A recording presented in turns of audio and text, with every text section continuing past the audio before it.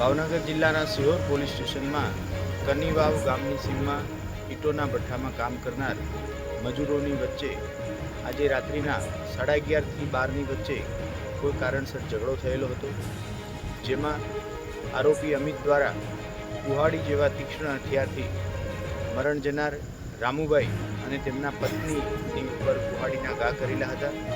કુહાડીના ઘાના લીધે થઈ અને બ્લડ લોસ વધુ થવાથી રામુભાઈ અને તેમના પત્ની લક્ષ્મીબેનનું સ્થળ ઉપર જ મૃત્યુ નિપજેલ છે. ઘટના સ્થળ ઉપરથી જ આરોપી અમિત અને સમગ્ર ઘટનામાં વપરાયેલ કુહાડી પણ મળી આવેલ છે. આરોપીની અટક કરી કાયદેસરની કાર્યવાહી સિહોર પોલીસ સ્ટેશન દ્વારા હાથ ધરવામાં આવેલી છે.